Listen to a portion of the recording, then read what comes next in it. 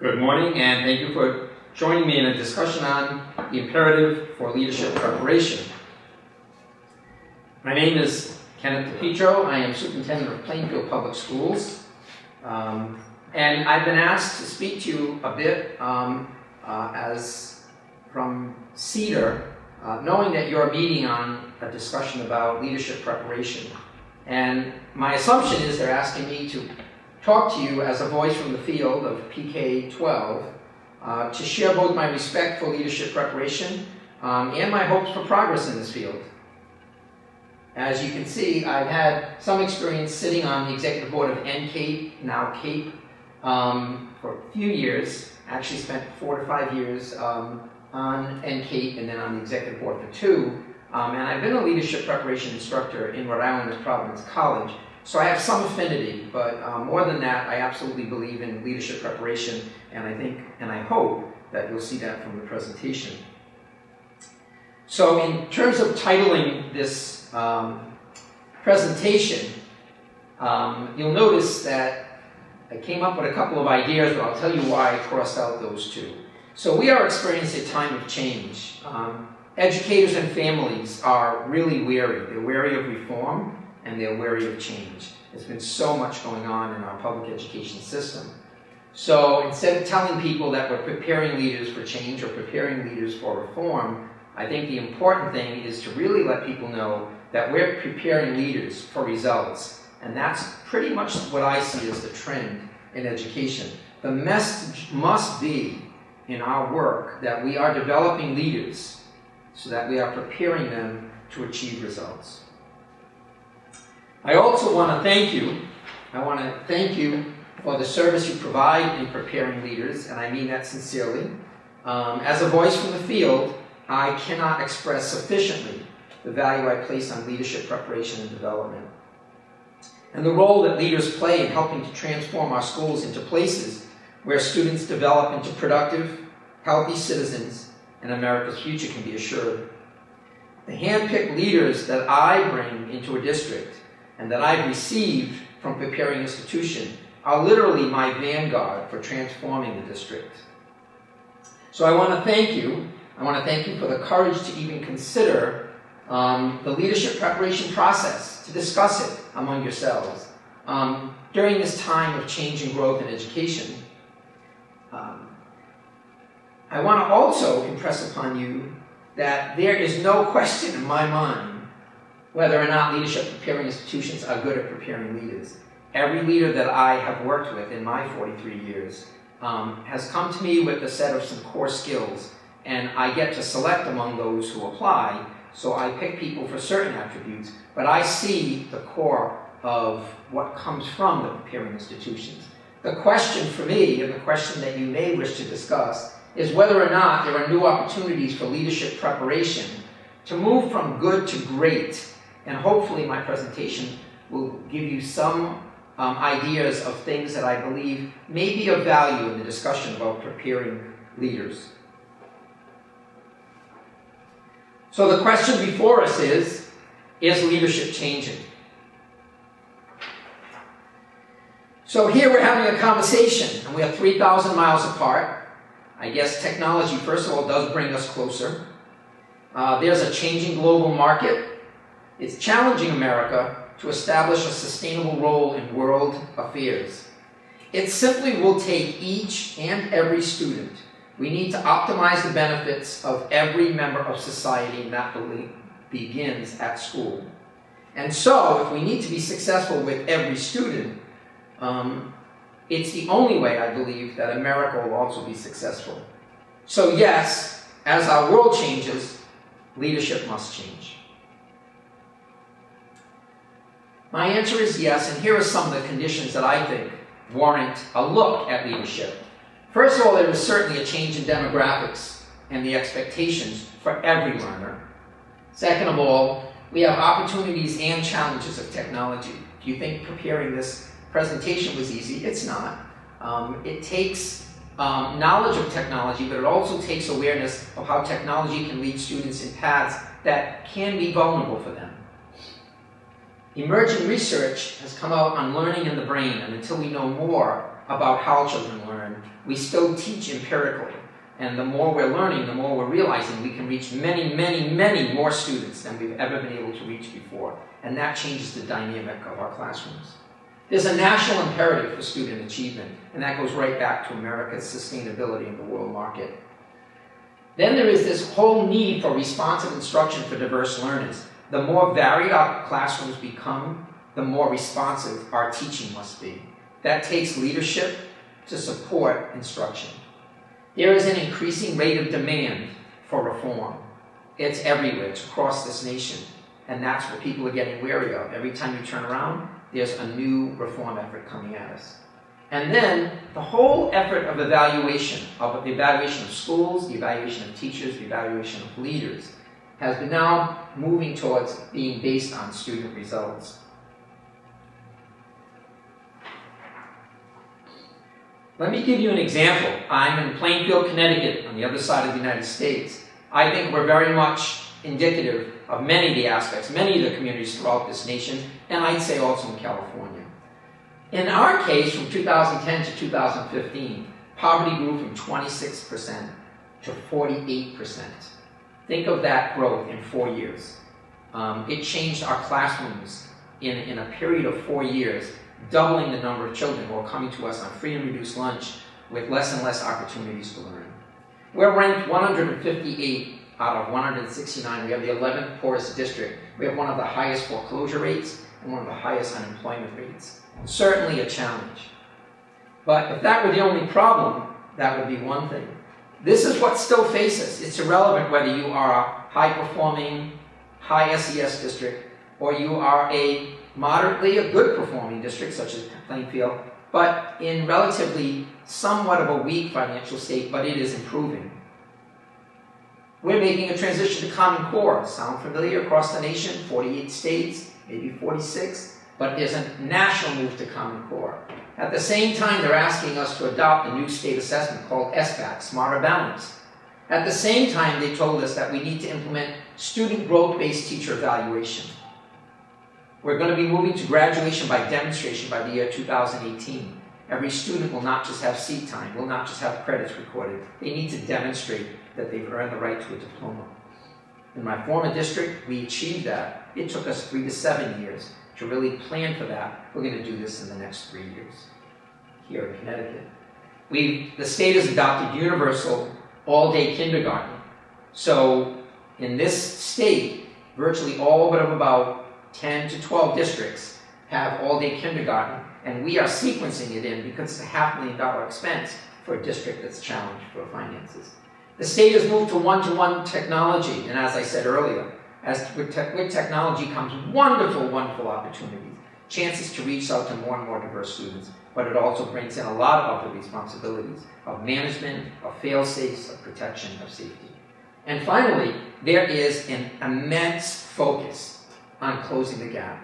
And again, in Connecticut, we have one of the larger gaps between the performance of students in poverty and students with special needs and their counterparts, the general population. And that is absolutely a priority. These are all the things that leaders need to have at the forefront when they are working in schools and districts.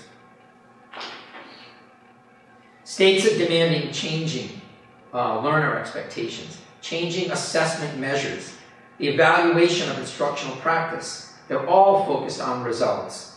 To do any one of those things, change the expectations, Common Core, change the assessment measures, SBAC, change the evaluation of educators. Each one of those is challenging. To do them simultaneously, it's overwhelming. So, we go back to the original frame. Why did I say do not use the hallmark of we're preparing leaders for change or for reform? We need to let everybody know the imperative is to prepare leaders for results. We need to be results-based. And my question and almost the answer is, are the demands for Plainfield in our district here, the things that you saw, are they much different from California? Are they different from Kentucky, Florida, Omaha?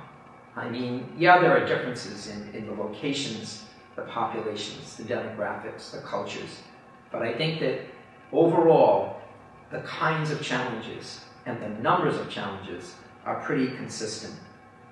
We need leaders who are prepared to maintain a focus on results. We need leaders who are using data for results, and the results need to inform practice, and they need to validate the evidence of progress. You can't just say, wait for it to come. People need to know you're making progress towards a common end.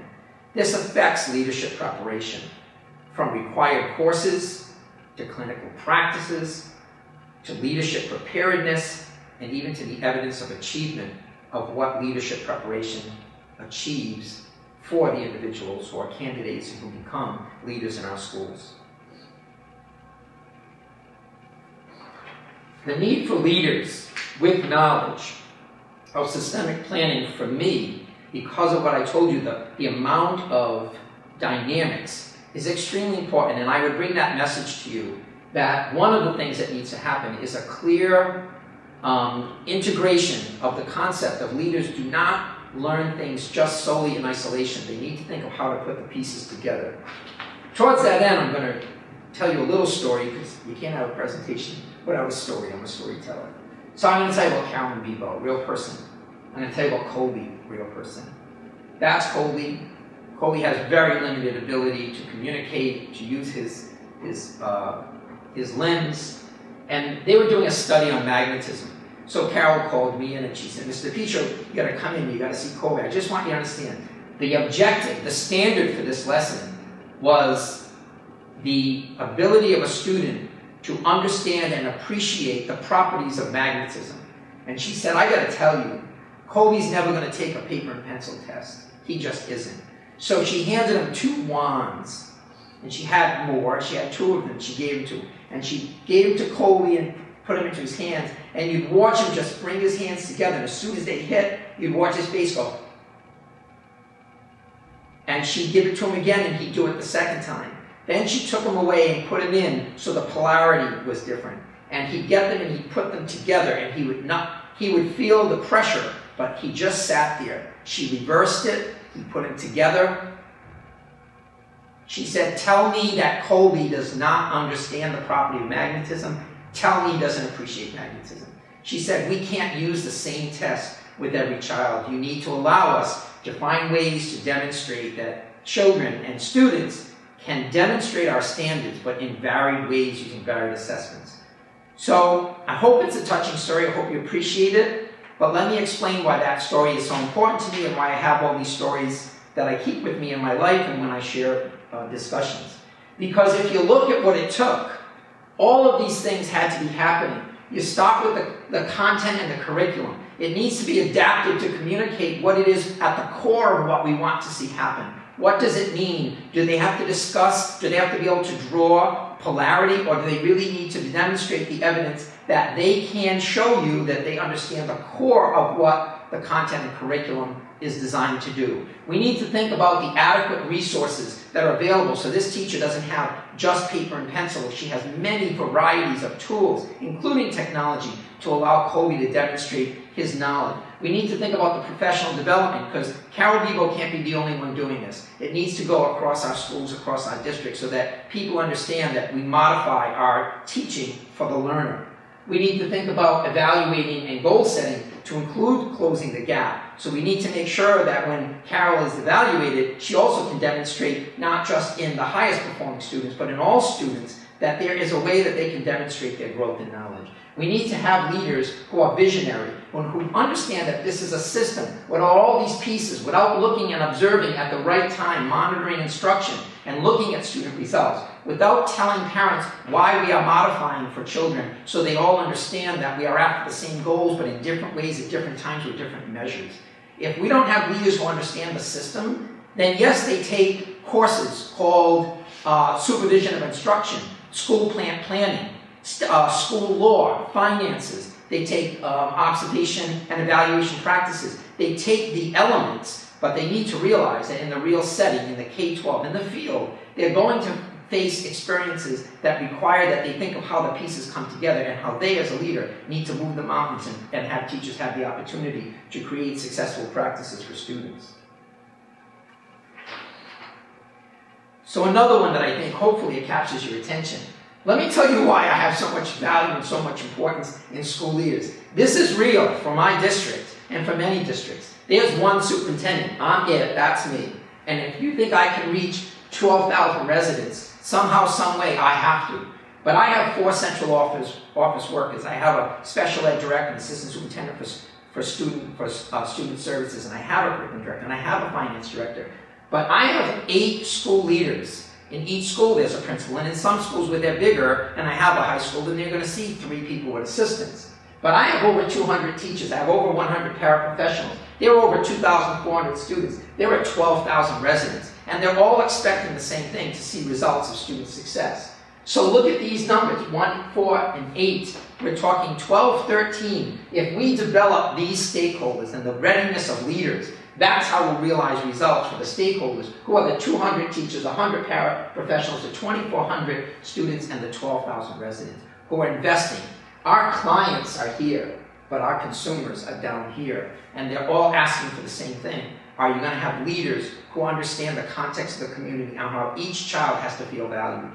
So, school leaders, to me, they are the vanguard for transforming districts, and the work that everyone's doing out there preparing leaders is giving them a core. And the question is there some things more that we can do with preparation so that we don't have the phenomenological leader who becomes great, but that we have more people who understand the core, the responsibility, the systemic design of what leadership needs to do. Preparation, disposition, and efficacy of leaders makes the difference for every school, for every community, and for Maryland. So, my comment to you is that leaders do make a difference. I got another story, no visuals, just a story. So let me tell you about Dr. Almeida. So he wasn't yet 40 when I met him. I was doing a study with ASCD, and I was just reviewing what schools over a 3-year period were closing the gap for students with special needs versus their counterparts in the general population. We found about 100 schools in all of Rhode Island when I was there that had made some gains, and this particular school, an urban middle school, had made phenomenal 15% gain in progress. It's an urban middle school, huge numbers, one of our largest middle schools in numbers. The staff was senior. They were 10 years older than the new principal who came in. Not yet 40, their average was well over 40. They were failing to improve on state testing. They had a gap between special ed and the higher SES students, and it was huge. In 3 years, they closed that gap by more than 15%, while the entire population of students rose to the state average. It was a phenomenal success. So I did interviews with people. What did you do? You want to hear that? I've got time to do that right now. I'm here to tell you that I found a leader who made a change.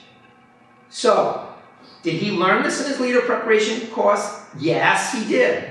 Because he got his core courses, he understood what he needed to do as a leader. But like Dr. Monroe in Harlem, like Jeffrey Canada, like the people who are making huge changes, who are breaking all the rules and saying 95% of our children can be successful, go on to careers and go on to college, it is disposition. It is the fact that some leaders understand inside it is my moral and professional responsibility to be successful, to not take failure, to accept that the responsibility I have to be successful. It's efficacy, the causative power of leadership.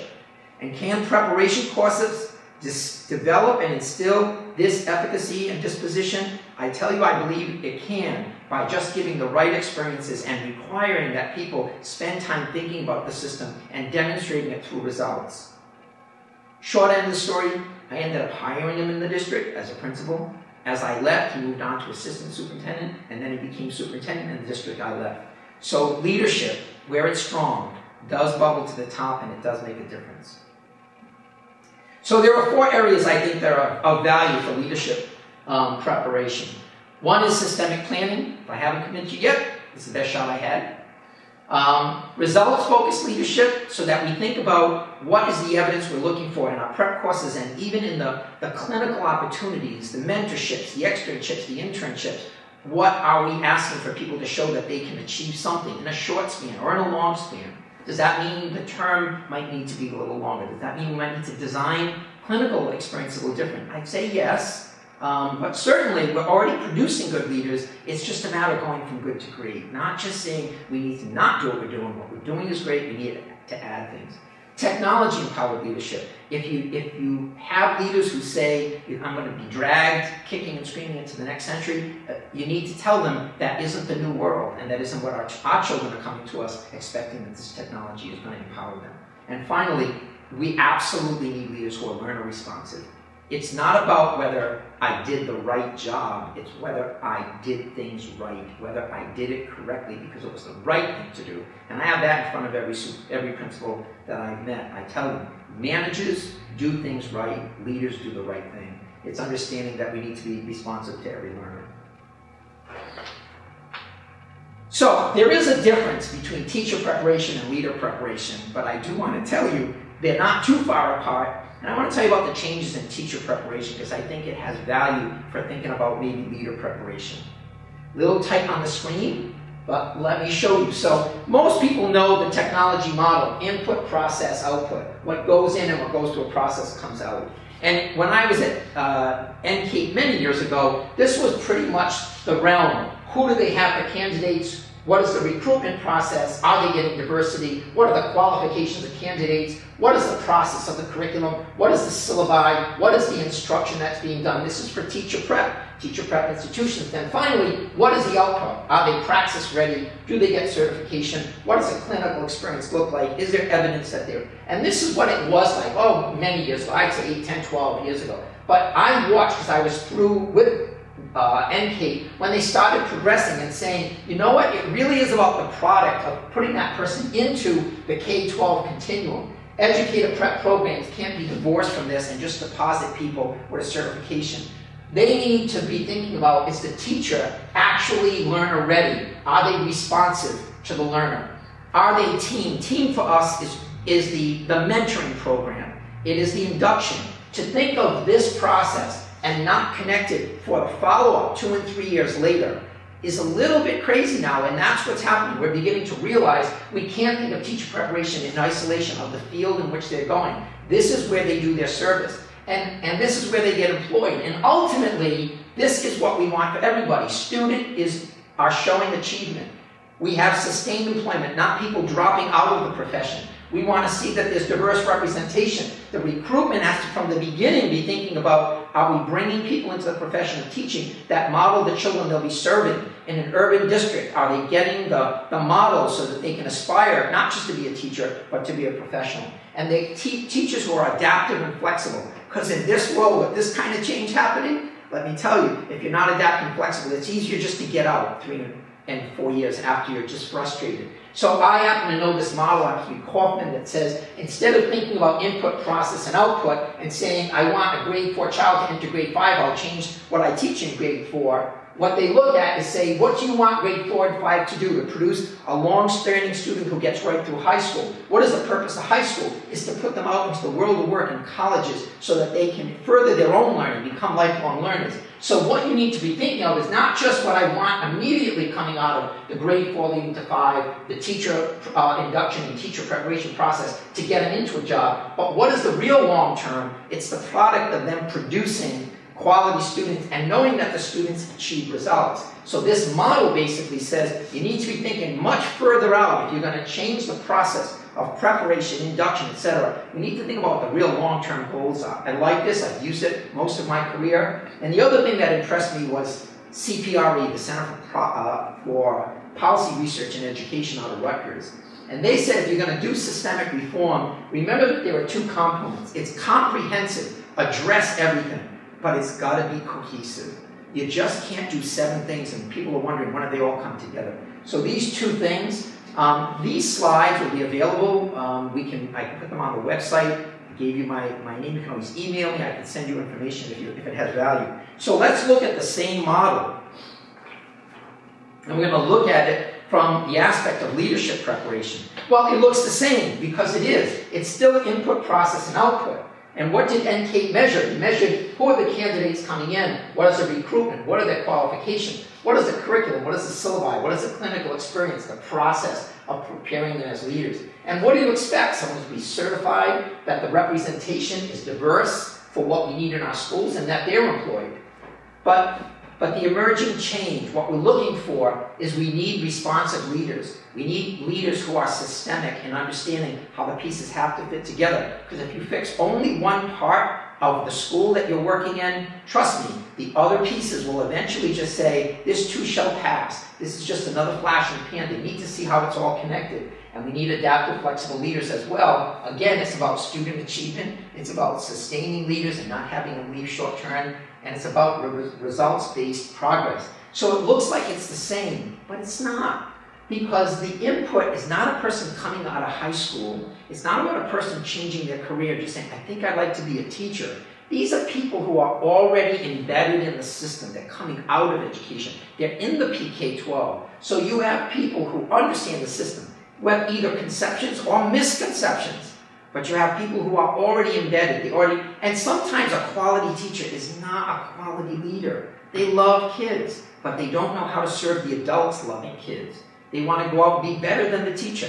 It's not competitive. Leaders are there to support teachers, to virtually give them what they need so that they can. In the triangle of the hierarchy, 8 leaders have to inspire 200 teachers, not compete with them. They need to move the mountains to get those teachers to feel that they're empowered to change the lives of students. So your recruitment has to start a little differently. So leadership is different. Candidates come from the field. The average age of a candidate is 10 to 15 years typically in service, not someone who hasn't even seen the field yet.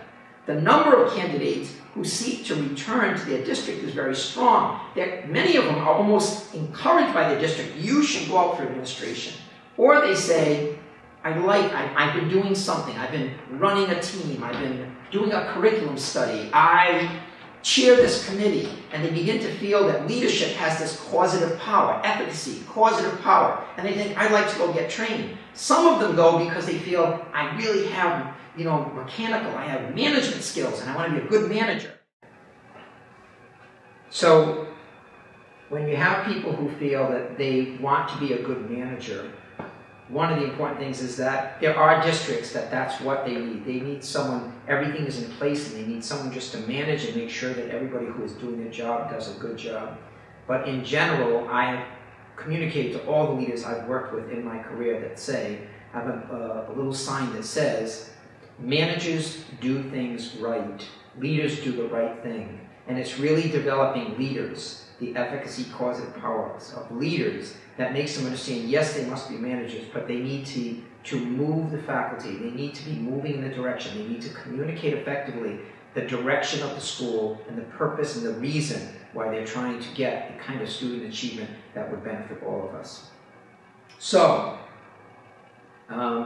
if you're now saying, hopefully, this guy had a few things to offer. Is he going to offer some answers? I don't want to disappoint you, but I don't have answers. I actually have questions. I'm going to leave you with a series of some questions. You have the opportunity to work together. You have the opportunity with CEDAR and other support to question, are we at a point where we can begin to make some changes in our program? So one of the questions I ask is, what can leadership preparation institutions do to strengthen leadership recruitment, leadership development, leadership impact, and leadership sustainability? Now it seems like generic, but if you think about them, are we doing enough to make sure that we're interesting the best and the brightest, or people who may have unknown talents because they've not had the opportunity to explore leadership as a potential avenue? Are we developing them not just within our program of studies in our institutions, but right into the K-12? Are we creating that kind of partnership? Are we looking at the impact? Are we saying that we can, even in the course of a training program, make a change in the life of a child, and that could become part of a portfolio? And then hopefully that leads to sustainability. So one of the questions I would even ask in context with this is, can institutions offer leadership development, not necessarily leadership preparation, to build stronger teacher leaders, department heads, program coordinators? Because there are so many people in our schools, if they could go to an institution and start taking leadership development courses, they may find that they actually have a certain knack. Wouldn't it be better if not just our administrators and our defined leaders, but our teacher leaders, our department heads, our group level meeting teachers, our coaches, Wouldn't it be beneficial that the institutions who have this knowledge base and this training can share with people who are just beginning to explore it, so you're basically seeding the deck for future leaders? New avenue of revenue, in one way. There's another question. Can leadership preparing institutions partner with PK-12 districts to promote and develop leadership capacity and aspiration, efficacy? If we can have that stronger partnership, and you have the districts that say, allow your leaders to come in and do mini internships, have them work with us so that they can actually try to produce a product and help out districts so that they begin to see the causative effect and the systemic partners that need to happen, the elements that have to happen in order to become successful. That's the second question, is actually reaching out and becoming a partner with the PK-12 to higher levels, because many of you I'm sure are.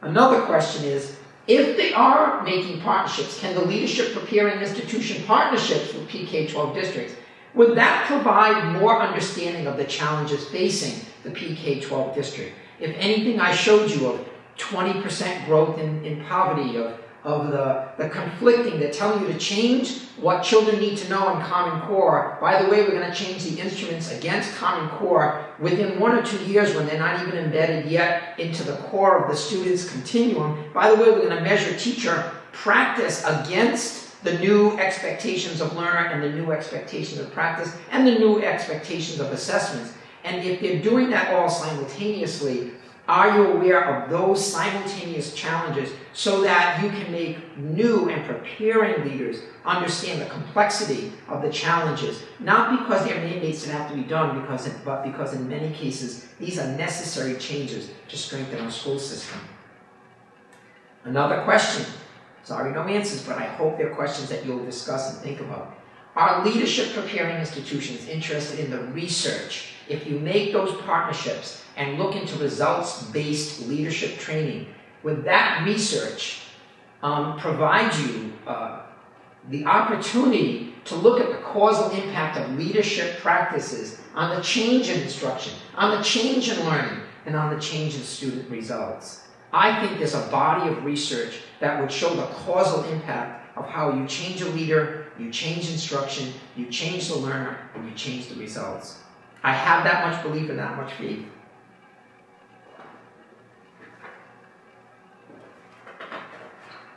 And so the last question is here. So what can Cedar Center, what can Cedar do to help? I'll leave you with that because your day before you will allow you to investigate these things. How can Cedar help institutions prepare better leaders? How can they concurrently address the progress of schools based on results while ensuring an effective response to diverse learners? The balance is, of all the research and the meta-analyses that I've seen and I've had to do in my career and I've been privy to, you can distill the literature. You can find that there is a back-to-basics movement. There is a new avant-garde approach. There are new grouping strategies. There are new expectations of graduation by demonstration. You look study after study after study, and if you get down beneath the studies, you will see that there's little variables all over the place. The consistency across the research I've seen is if you have two elements, you can expect to see success and growth. And one is a caring educator who accepts responsibility for every child entrusted to their care. That means they need to be well prepared for that diversity of response. And you need effective leaders who not only know how to craft a vision and move towards a goal, but to engage the faculty and staff in their voice and their acceptance of this direction. And then they are there to provide the support with caring, effective teachers accepting responsibility for every child entrusted to their care, and leaders who are well prepared to understand the systemic nature of our business called education and how to bring a vision crafted with, not for, other people, and to move the mountains, to actually provide the support, the systemic support to allow that vision to be achieved. I think we're looking at a better education and a better America. I can only tell you that it was an honor and a privilege, not a chore, for me to be able to at least prepare this so you could use it. I hope it has some value for you. I want to thank you. My name is Kenneth DePietro. This is my email. You're welcome to email if you want elements of what you saw here. I can make sure that I can make anything available. And we're actually going to see if we can make the video go online for people to be able to get access to it so that they can review it or use it as needed. I want to thank you for the opportunity.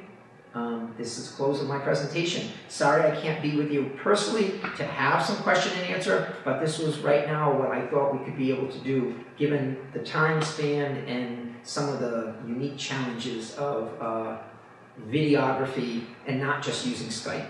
Thank you very much again. Appreciate it.